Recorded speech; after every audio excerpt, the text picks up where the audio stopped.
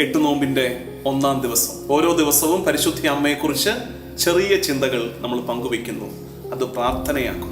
ആദിമകാലത്ത് സഭയ്ക്ക് നല്ല പ്രബോധനങ്ങൾ നൽകിയ പിതാക്കന്മാർ പരിശുദ്ധ അമ്മയെക്കുറിച്ച് പറഞ്ഞത് നമ്മൾ ധ്യാനിക്കും. രക്തസാക്ഷിയായ ജസ്റ്റിൻ, അദ്ദേഹം പരിശുദ്ധ അമ്മയെക്കുറിച്ച് പറയുന്ന ഒരു വളരെ പ്രധാനപ്പെട്ട ചിന്തയുണ്ട്.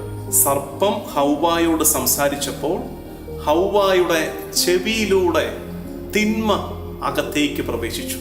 ആ തിന്മയാകട്ടെ ഹൗവായിൽ തിന്മയുടെ ഫലം, എന്താത്, അനുസരണക്കേടിന്റെ ഫലം പുറപ്പെടുവിച്ചു. ഇനി മറിയത്തിലേക്ക് വരിക. ഗബ്രിയേൽ മാലാഖ മറിയത്തോട് സംസാരിച്ചപ്പോൾ മറിയത്തിന്റെ ചെവിയിലൂടെ സ്വർഗം അകത്തേക്ക് പ്രവേശിച്ചു. സദ്വാർത്ത, നന്മ അകത്തേക്ക് പ്രവേശിച്ചു. അതാകട്ടെ മറിയത്തിൽ അനുസരണത്തിന്റെ ഫലം പുറപ്പെടുവിച്ചു. നമുക്കുള്ള ചിന്ത എന്താണ്? നമ്മുടെ ചെവിയിലൂടെ എന്താണ് പ്രവേശിക്കുന്നത്? നമ്മുടെ ചെവികളിലൂടെ എന്താണ് അകത്തേക്ക് പ്രവേശിക്കുന്നത്? തിന്മ അകത്തേക്ക് പ്രവേശിച്ചാൽ സ്വാഭാവികമായി അത് തിന്മയുടെ ഫലങ്ങൾ പുറപ്പെടുവിക്കും. നന്മ അകത്തേക്ക് പ്രവേശിച്ചാലോ നന്മയുടെ ഫലങ്ങൾ. നമ്മൾ എപ്പോഴും ചിന്തിക്കാറുള്ളത് നല്ല വാക്ക് പറയുന്നതിനെ കുറിച്ചാണ്. നമ്മൾ ഒത്തിരി ധ്യാനിച്ചിട്ടുണ്ട്. നല്ല വാക്ക് പറയണം, നന്നായിട്ട് മിണ്ടണം, കെട്ട വാക്ക് പറയരുത് എന്നൊക്കെ നമ്മൾ തീരുമാനമെടുത്തിട്ടുള്ളതാണ്. പക്ഷെ ഒരു ചോദ്യമുണ്ട്, നമ്മൾ എന്താണ് കേൾക്കുന്നത്? ആരെയാണ് കേൾക്കുന്നത്? എവിടെയാണ് നമ്മൾ പോയിരിക്കുന്നത്? നമ്മുടെ ചെവികളിലേക്ക് എത്തുന്ന സംഭാഷണങ്ങൾ എത്തരത്തിലുള്ളതാണ്?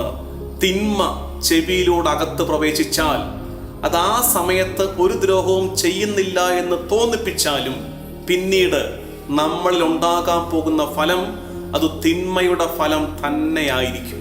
നമുക്ക് ഗൗരവമുള്ള ധ്യാനമാണ്. അതുകൊണ്ടാണ് നമ്മുടെ കുഞ്ഞുങ്ങളെയൊക്കെ നോക്കിക്കേ.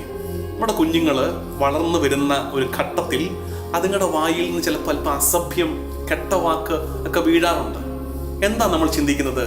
കർത്താവ് തമ്പുരാൻ മുകളിൽ നിന്ന് പഠിപ്പിച്ചു വിട്ടതാണോ? അല്ല, അതുങ്ങൾ കേട്ടതാണ്.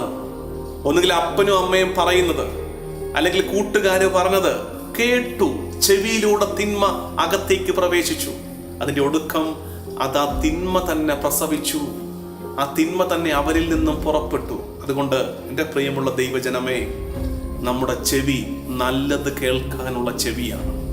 ചിലർ പറയും, ഞാനായിട്ടൊന്നും മോശമായിട്ട് പറയുന്നില്ല, ഒരു കെട്ട വാക്ക് ഞാൻ സംസാരിക്കില്ല. പക്ഷെ ചോദ്യം, നീ കേട്ടതെന്താണ്? നീ കേട്ടത് തിന്മയാണെങ്കിൽ കാലം കുറെ കഴിഞ്ഞ് ആ തിന്മ നിന്നിലൂടെ പുറത്തു വരും. അതുകൊണ്ട് ഇന്ന് നമുക്ക് പ്രാർത്ഥിക്കാം. ദൈവജനമേ, നമുക്കൊരുമിച്ച് പ്രാർത്ഥനയുടെ ഒരു സ്വരം പരിശുദ്ധ അമ്മയോട് ചേർത്ത് ദൈവത്തിന് മുമ്പാകെ ഉയർത്താം.